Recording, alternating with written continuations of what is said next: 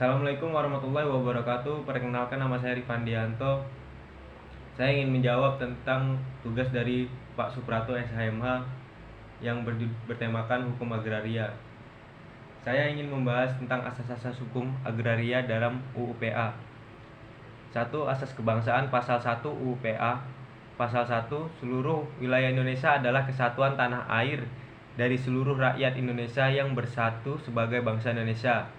2. Seluruh bumi, air, dan ruang angkasa, termasuk kekayaan alam yang terkandung di dalamnya dalam wilayah Republik Indonesia, sebagai karunia Tuhan Yang Maha Esa, adalah bumi, air, dan ruang angkasa bangsa Indonesia dan merupakan kekayaan nasional.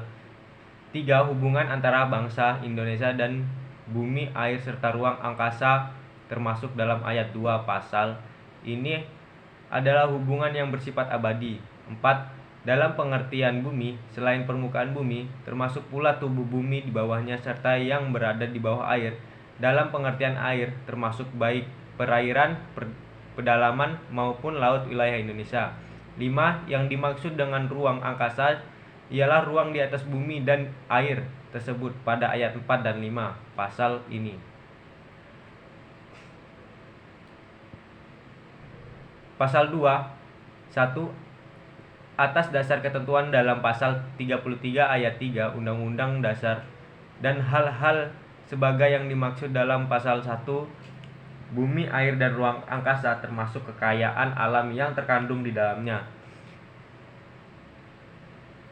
pada tingkatan tertinggi dikuasai oleh negara sebagai organisasi kekuasaan seluruh rakyat. 2. Hak menguasai dari negara termasuk dalam ayat 1 pasal ini memberi wewenang untuk mengatur dan menyelenggarakan peruntukan, penggunaan, persediaan, dan pemeliharaan bumi, air, dan ruang angkasa tersebut. Yang kedua, menentukan dan mengatur hubungan-hubungan hukum antara orang-orang dengan bumi, air, dan ruang angkasa. Yang ketiga, menentukan dan mengatur hubungan-hubungan hukum antara orang-orang dan perbuatan hukum yang mengenai bumi, air, dan ruang angkasa. Yang ketiga, wewenang yang bersumber pada hak menguasai dari negara tersebut pada ayat 2 pasal ini digunakan untuk mencapai sebesar-besar kemakmuran rakyat dalam arti kebahagiaan, kesejahteraan, dan kemerdekaan dalam masyarakat dan negara hukum Indonesia yang merdeka, berdaulat, adil, dan makmur. Yang keempat, hak menguasai dari negara tersebut di atas pelaksanaannya dapat dikuasakan kepada daerah-daerah swatantra dan masyarakat hukum adat sekedar diperlukan dan tidak bertentangan dengan kepentingan nasional menurut ketentuan peraturan pemerintah. Asas pengakuan hak ulayat pasal 3 UU PA. Pasal 3, dengan mengingat ketentuan-ketentuan dalam pasal 1 dan 2, pelaksanaan hak ulayat dan hak-hak yang serupa itu dari masyarakat hukum adat sepanjang menurut kenyataannya masih ada harus sedemikian rupa sehingga sesuai dengan kepentingan nasional dan negara yang berdasarkan atas persatuan bangsa serta tidak boleh bertentangan dengan undang-undang dan peraturan-peraturan yang lainnya. Asas hukum agraria nasional.